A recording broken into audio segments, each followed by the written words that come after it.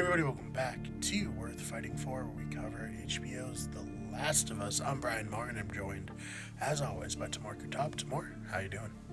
Doing well, Brian. I'm doing well. Excited to talk about this episode, which we've been expecting for a few weeks. But I think we're going to find that, it lived up to a lot of our expectations and hopes. And I thought it was a really strong one. Yeah, ever since we saw there was an episode titled Left Behind, which is, of course, the name of the DLC that this episode was based on. We were eagerly anticipating it, and I think it did live up to expectations. It was fun, it was sad, and, Ellie, she's been through it. Let's just say that. Yeah. Yeah. She's walked the walk. That's why she's always talking the talk. I think we realized that. Yes. And we got kind of hints of that when Tess was still kind of in the group and they were talking, and there were some lines of dialogue that allude to this, and I think people who haven't played the games will kind of pick up on that if they watch it a second time. But now we finally get to see what Ellie's personality is based off of, what built her character. It was pun books. Yeah. She had volume 1 and volume 2 here in this one, and that's fun. We like that. But I thought this episode was super interesting. The set design was so amazing in it. Like, that abandoned mall was just a really, really cool place to have an episode set. And we get to learn a little bit more about Ellie's backstory, her first, your first crush, your first love, however you want to put it, and Riley, who, she's 17, she thinks she's like an adult, but, she makes mistakes like a kid, just as anyone. And it shows how, fucked up the world is, where, Fedra's like, you're 17, you're an adult, and then the Fireflies are like, yeah, we're perfectly okay with using this 17-year-old to, be a terrorist for us. It's, great. Yeah, really what we get is a broader stroke of, wait, let me read that. Really the beginning of this episode paints a clearer picture of, Fedra and the Fireflies and how ruthless they both are. And it kind of humanizes Fedra in a way that we don't get in the games. We meet this officer, Captain Kwong, who is a father himself of 2 daughters, as we see his picture on the desk. And, he's actually this kind of encouraging figure to Ellie. He sees something in her that perhaps she doesn't see in herself quite yet. And, it may be kind of, I don't think we'll ever know this fully, or we'll ever get his backstory, but it kind of made me think about, how did he get to this position? Was he alive during the outbreak? I mean, he seemed like he probably was old enough, but maybe he was a teenager, or maybe he was around Ellie's age. So, I just thought that whole dynamic was actually pretty interesting. And it's quite different from what we see in the game in terms of Fedra, and they're really just kind of antagonists in the game, but here it's clear that we also get to see what Ellie's life could have been if she didn't get bit and if she wasn't immune. It's a really interesting backstory that we don't get in the game. Yeah, I think it shows Fedra, they're certainly brutal. We've seen that, and they're certainly a group that groups like the Fireflies want to rebel against, but they are, in their own way, trying to make things work. And this is definitely just a guy who's just the world's really messed up. I'm just trying to get through, the next day and, not die a horrible death. He's just an office worker, basically, for Fedra. So, it's very interesting to see, even in the apocalypse, there are these bureaucratic, boring jobs. Yeah, and he's he's talking about how, in the summer you're cool, in the winter you have the heat. It's these are literally, it's the best. That's as good as it gets if you're living in the Yeah, QZ, and pretty you much. know, it's like this is the role you want to aspire to, just so that you can literally stay inside during the winter. It's like quite extreme, but I thought that was a really great, yeah, it was a really great little detail that we got that we, was sort of missing in the game. Yeah, and I thought it was interesting too to see the kind of like school that the have these future Fedra soldiers going through. You know, a very boarding school style. Um, but you know, they have like Ellie had her own kind of personality, kind of displayed in her corner. She has the Mm-hmm. was it Savage Starlight comics that she's always reading. That was Mm-hmm. cool to see a little bit. I wonder if they'll ever like really release, you know, those in any meaningful capacity. I think that'd be kind of cool for fans of Oh the yeah, that'd be game. awesome. Yeah, Um, that'd be like such a cool collectible. And like speaking of comics, really quick, because I'm not sure if everybody knows this, but of course this episode was based off of DLC, which in itself was based off of a comic book that Neil Druckmann co-wrote with I can't remember her name, but an established cartoonist, and it's really cool if you can. It's worth checking out if you can find it online. It's kind of almost like Scott Pilgrim esque, and it adds actually a lot more backstory than even the game or the show have. Like, there's I think even like there's like someone living in the mall. He's like an older man, and you kind of get more like backstory with the Fireflies. It's been years since I read it, so it's just what I'm trying to recall. But you know, it's funny because like when it first came out, this was like after the first game came out before the DLC, and I read it in a comic book shop in Worcester. That's entertainment for anyone. Shout out that shout scene. out, shout out that scene. And I was like, man, each issue is like $4. I don't really want to spend that money. I'm just gonna like read it here.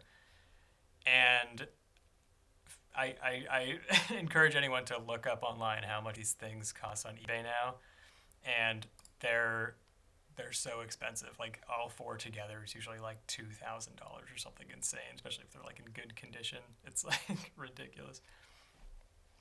So yeah, you really should have spent the money then. You I could have know, had dude. a lot I of money really wish now. I had. So yeah, I thought this was like a really great adaptation of the game. I thought the set itself was extremely like beautiful, well made.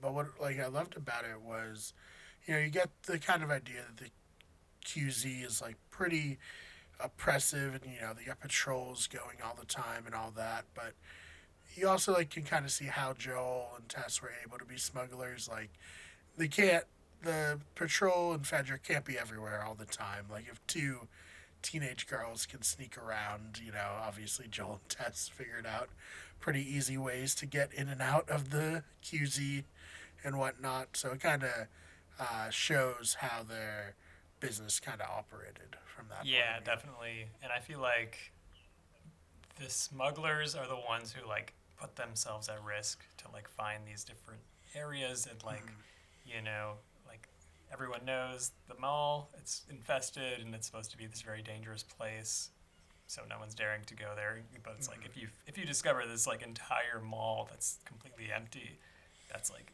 that's a jackpot, you know.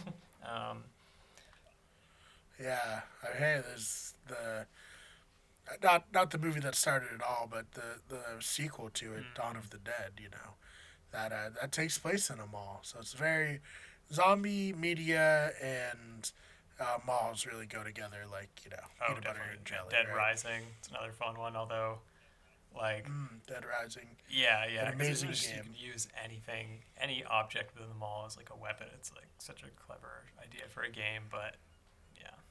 Yeah, yeah. So you know, I loved it from that point of view. I think it kind of shows like how people in this world kind of feel trapped, especially in the QZ, where it's like you're safe, but like if you want more freedom, the only thing you can do is potentially become Hmm. an officer, which Riley was not on track to be, as she said, or literally join the Right. Fireflies, which are not Yeah, great. which kind of, I mean, it feels like a better option because maybe it's less certain for her joining the Fireflies, it seems like a little more vague, and maybe she'll have a chance at being someone. But I don't know. As a viewer, and seeing these like these kids like interact and like maneuver this really harsh world, it's like you kind of have a feeling it's not gonna end well for her, or at least it's not like you know some pleasant escape for her. She's actually just probably going to be another runt for another big faction. Yeah, and that's like kind of so many people in this. Like even a few episodes ago, do you think the people in Kansas who overthrew Fedra wanted to die because of this very personal vendetta for their leader? Probably not, but like they're just kind of in the situation to where like, well, this is the person I'm following, so I need to do what Mm-hmm. these say. Exactly. And it's interesting, sad world Yeah. to be sure. Oh, we also did kind of bury the lead here. Joel's alive for anyone Oh just yeah. watching the show By the who way. was worried. He's fucked up for sure, but he's Yeah. hanging in Yeah. there. Ellie's like, yeah, we aren't sure if she's just kind of like abandoned him. I think at this point viewers are probably pretty confident Yeah, that like she's not gonna just leave him. But you know, there is that moment where he's like really telling her like just leave, go to Tommy. He's like he's more worried about her than he is about himself really. And yeah, I mean we won't get too far ahead to the end, but I feel like we have a pretty good sense that she's not just gonna abandon him. yeah. No, I mean, right. The whole episode is like her remembering the last time she lost someone who was super close to her, and the last time where she literally couldn't do anything to Mm-hmm. help her friend, right? And like that's what I definitely feel like the whole point of the flashback is like in this moment she's debating whether or not she's going to abandon Joel or whether or not she's going to try to help him, and her remembering what happened with Riley and how she couldn't help someone she cared about kind of makes her like, no, I'm not gonna run away. I'm gonna like find a way to like Right. save Joel. Which is different from the games because in the games you're going through these flashbacks as Ellie's looking for medicine. She's already made up the decision. Um, she's basically in I think it's another mall. It's like kind of you're like mirroring these two like malls. Yeah, This like another happier one. time that unfortunately didn't end well, but with like this dark, cold, abandoned mall that has like raiders and infected, and she's like Mm. on her own, basically like fending for herself for the first time chronologically in the game, and I think it actually kind of works better here. I mean, I think if they had the budget, that would have been really sick to see and to make that juxtaposition. But yeah, it makes sense for them to bring the characters closer together by showing her backstory and seeing like these decisions that she made in the past and what she's ultimately going to decide to do with Joel in this case. Yeah, we talked about it in past episodes, but I do feel like it's a growing conversation online. The difference between the game and the show, specifically when it comes to action. Like I feel like a lot of people, maybe not a lot of people, but I've seen a decent amount of complaints of people being like, "There's no action." Like I expected more action from the adaptation of The Last of Us. I just want to get like your thoughts on that.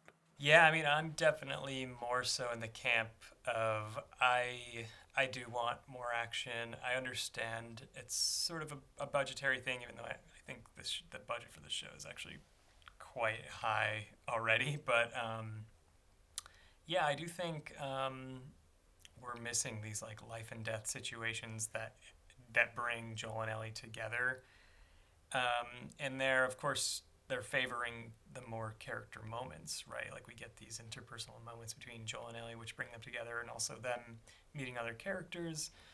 But I want more infected. I want more raiders. I kind of want, and I feel like every time we like make these criticisms, like usually our like it's answered like the next episode.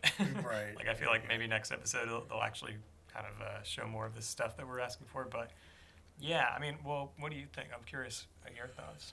I think it's fair, for sure. I mean, you've got a lot of action out of the game, Mm-hmm. or out of the adaptation that was in the game. And I get, as we've said, that that's a lot of the action is just because like you're not gonna watch or you're not gonna play like a game with no action in it, so they need to add like Mm-hmm. things that get you hooked. But I do feel like maybe they could have a little more. They got to strike a balance, and it is very light on action, especially when it comes to the infected. But I think that maybe kind of segues into a point that we talked about before we got on. The infected are a little different in this show in that like they're definitely threatening in the game. More Mm-hmm. like the special infected are the bigger threats, but like I feel like there's a big emphasis on while there's not a ton of infected at all moments like in The Walking Dead, a lot of the danger from the walkers is really just like you can get into situations where there's just so many of them that like you can't get out of the situation easily. Um, Right.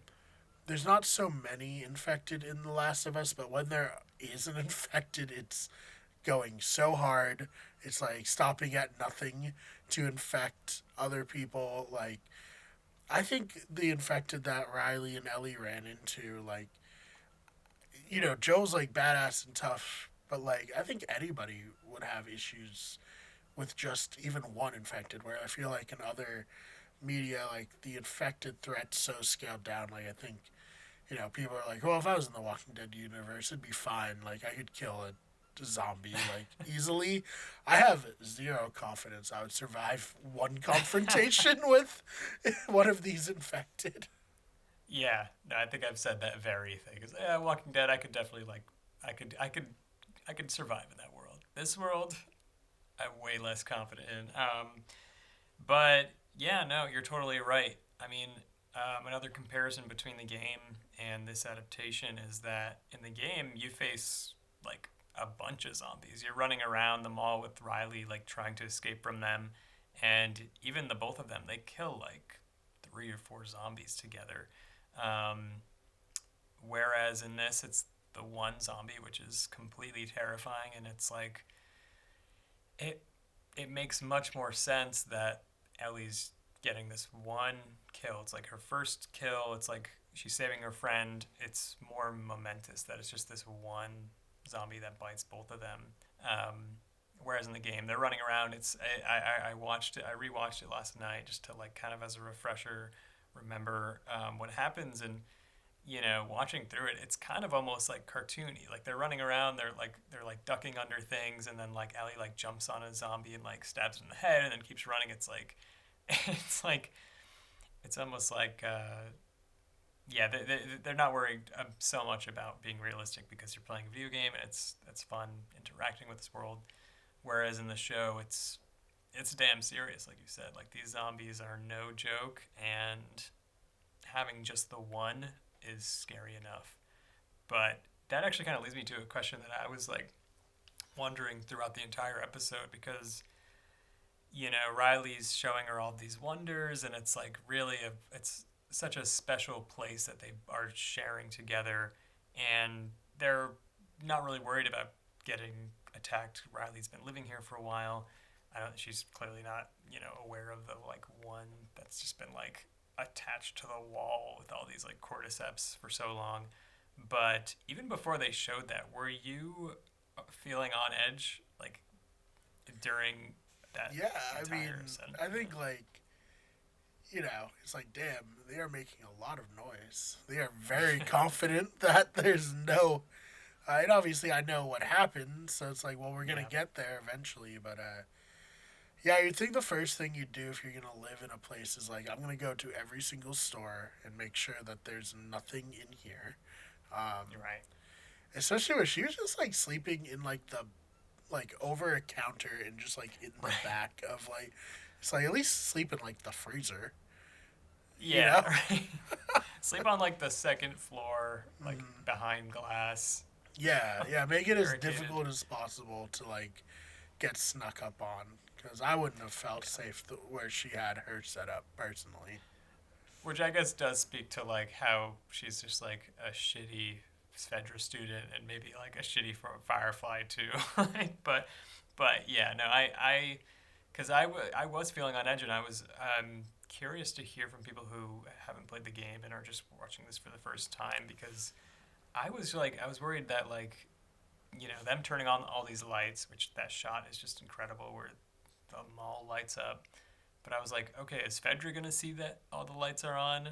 Are there gonna be like any stray infected? Which obviously we see that there is one. Like I was so much more on edge and like worried even playing this than or watching this than I was playing the game. And I don't know if that was intentional. I mean, I think it must have crossed their minds when they were making this, but like it was hard for me to kind of just settle in and enjoy the moment where these like two girls are, you know, exploring their friendship and so on. But I was like, damn, they're gonna get attacked like any second. Yeah, I was definitely watching the background. Like, is there anything creeping anywhere? Like, Is that a what's mannequin or is happening? that Yeah, a zombie? Yeah. Mm-hmm. and yeah, so that was intense. What else from this? The Victoria's Secrets part was very funny. Um, Yeah. and very, very sly Riley, like throwing out the, like, oh, picturing you, like floating it, but like it's a joke, but like not really. If you don't want to take it as a joke, but if you do, then it's totally a joke type. Yeah. You know, brings it back to the awkward flirting days of being a teenager. Oh yeah, no doubt. Yeah, a lot of those moments, and it's funny because like when we were young, like the mall was that kind of place where you just like you go on these awkward dates, or you just like hang out with someone you like, Yeah, and they're we like your got the friend, tail but you end like of it. I feel like we at yeah, least true. got it, but like it was just at the very end of the cool mall experience.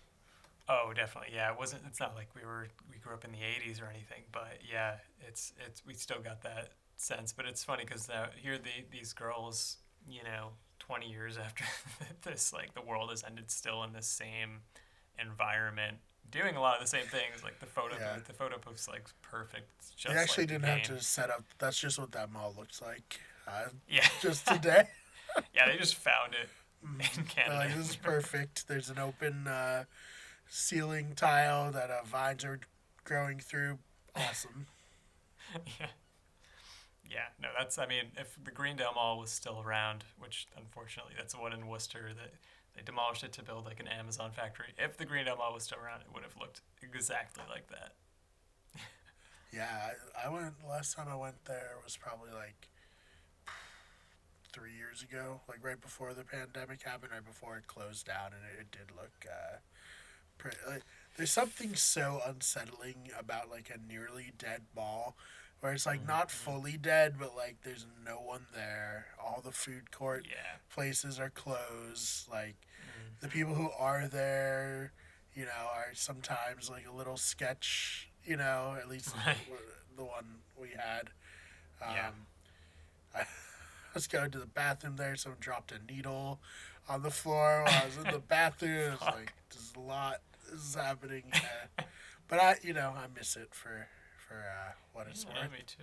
Yeah, no, that was a cool place to hang out on the weekends. Like go to like I remember just going to Best Buy with my dad and like that was where I got my 360 like back in the day. It was a hub for Yeah, there sure. was a GameStop there, a Best Buy. The food court was fun. Yeah, it was just, it's sad. It's sad that there's not like, uh, you know, the mall had its place in time, and it's very ironic. It literally got replaced by an Amazon I know. facility, like the Oh, things that it's yeah. made malls go out of business. Yeah, it's not lost on us that is just how it panned out. But yeah, I know maybe we're just old. I don't know. I with Oh, we're which by the way, definitely Brian old. Um, just turned I 30. turned 30 yeah, this weekend, and I had a little existential crisis as it goes. But But yeah, I mean, I loved seeing the wonders of the mall, as Riley puts it, and yeah, that was the fun. arcade, the Halloween store. These are just like things which you take for granted, and obviously as the world ends, it's like these aren't things you come across, and I mean, it's really is like the greatest day of Ellie's life. Um, but I was trying to like place them on my own, you know, like rating system, and I think like the arcade is because she saves the Halloween store. It's like best for last, Yeah, but I think the arcade kind of like takes the cake for me. I I yeah, I don't know about you. agree. Yeah. Especially like if you grew up never playing like in an arcade and then you play an arcade, that had to be like crazy. You know, Yeah. I think arcades are fun still. I think Oh they're yeah. cool. Amazing. Yeah. So Barcade. yeah, Best. yeah, barcades. Now that we're old, like you said, barcades. Yeah, Dave and Buster's. It's great. It's just a Mm-hmm. fun time. So yeah, I definitely agree with you there. That's the top for me as well. Although I do love a Halloween store. I love Halloween and decorating. But I Mm-hmm. always think about like, would I like it if I lived in like a scary world? Probably not. I don't need more Yeah. scariness in my world. Right. Right. Yeah. True. Yeah, I think I would hate it. I'd be like, why did people celebrate Halloween? Like, Yeah, it's already exactly. terrifying Especially to like live every day. the gorier like mannequins and stuff. It's just like, oh, what the hell? Yeah. Yeah, totally. But yeah, then they play Mortal Kombat 2, which is like just so looks so fun, and then we get Yeah, like why she says that later, or earlier. I think it was like episode 4 or 5. I think it was the episode 4. She talks about that, and she's like, "Oh, like my friend was like really good at this and did this like finishing move." And I like even though I played the game, I was like, "Wait, where did she get that? Who is she talking about?" And then that's obviously Riley, but yeah, yeah. yeah, And Melina was the her Riley was Melina main. It seems. yeah, yeah. Um, yeah, so I personally I like Scorpion or Sub Zero when I play Mortal Kombat. Those are probably my Oh yeah. favorite. Oh yeah, I'm Sub Zero for sure. Yeah, Yeah. he's cool.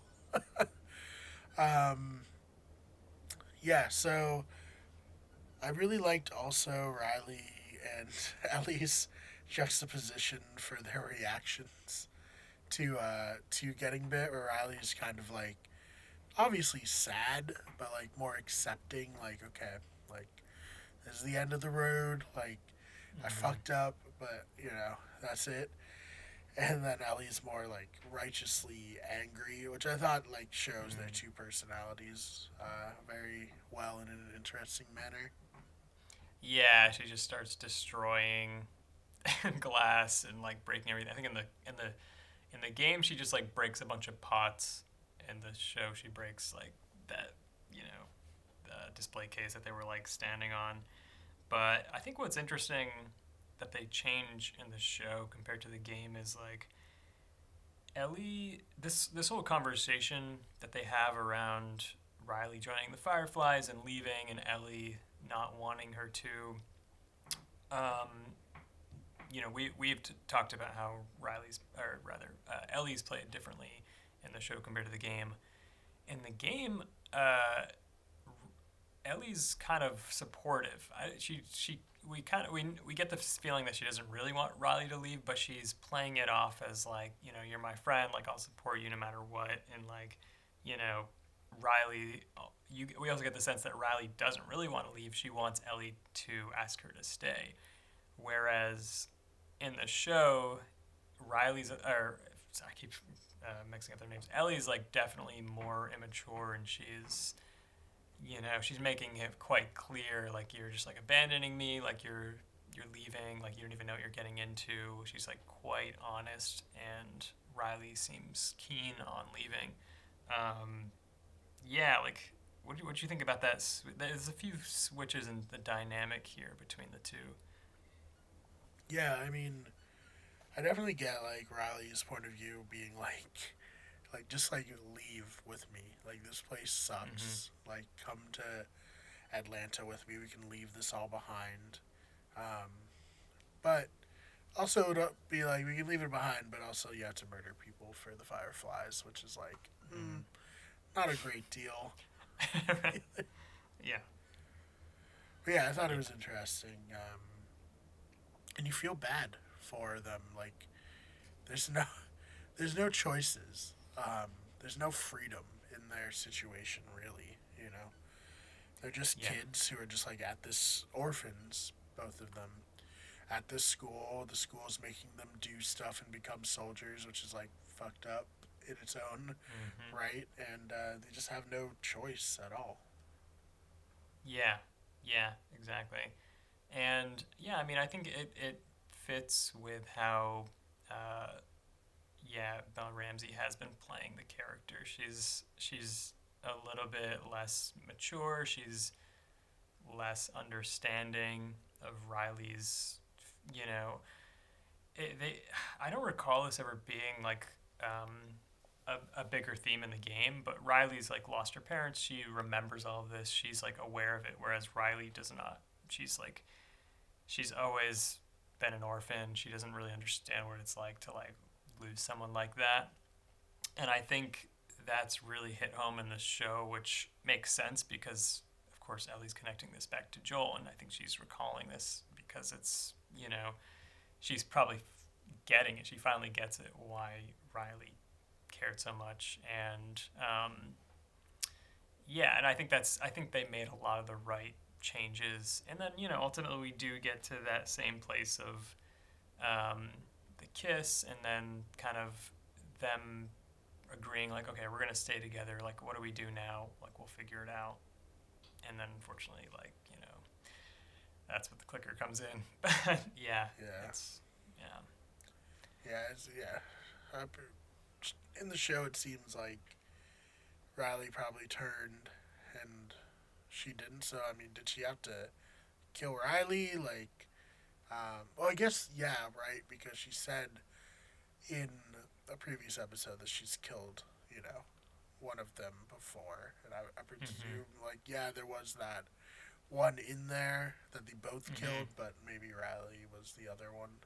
I don't know, Yeah. because also maybe Riley's as infected didn't like register her as not infected because they both were bit. Yeah. Hard to say. We don't get to see it, so open to speculation. Yeah. Yeah. We don't get to see it in either one. I can't remember if it in the game or sorry in the comic they show that or if they explore that. Something tells me they don't. Because I feel like you don't really need that as the viewer. You already Right. know like Ellie survives and she's immune, and Riley of course doesn't. She's normal like any one of us. But yeah, it's an unfortunate ending to like literally the best day ever. Yeah.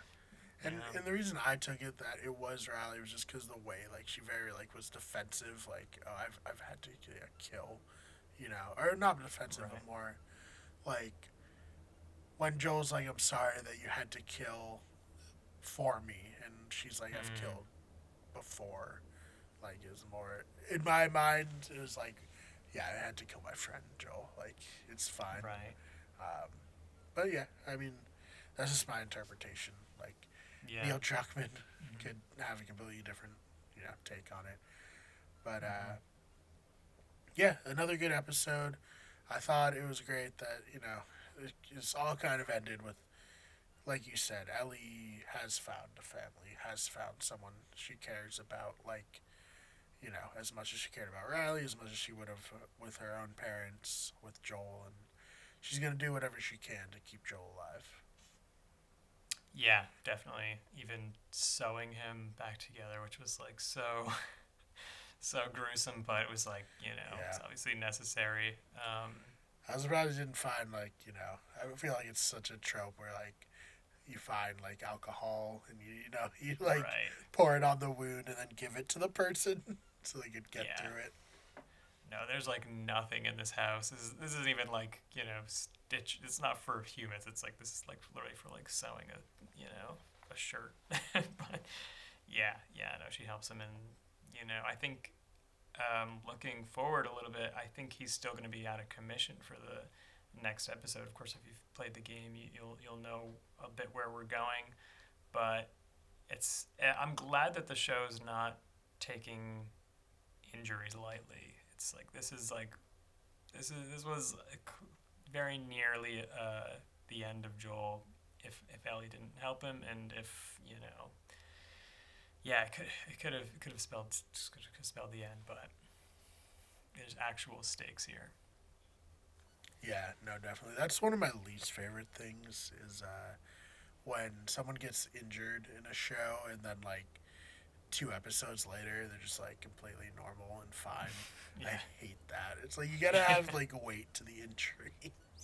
yeah, oh definitely, me too, me too. Yeah, so we'll see. But anything that we didn't touch on? Any questions or anything you had for this one? Um, the one last thing I want to mention, which I because I just loved it, was so I was wondering the whole episode, like, are they gonna do the Halloween store? I kind of felt like all the wonders, like we that would probably be one of them, but I was wondering if they do like the masks and stuff because it's just so memorable in the DLC.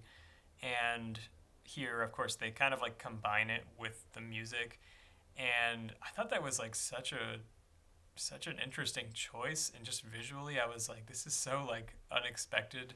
Like the girls, like one's Riley's wearing like the clown mask, and Ellie's wearing this like wolf mask, and then they're like dancing and the lighting's like from like beneath them. It was just like, I thought it was just so cool and cinematic, and it kind of reminded me of almost like a Harmony Korine film.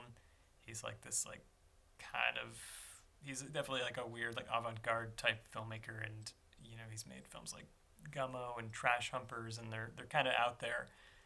And yeah, I just love how the filmmakers are willing to like make this a little weirder than just they could have easily just not had the masks and just danced, and like it would have been lovely and cute and stuff, but like it just was like a little detail that I loved in this. Yeah.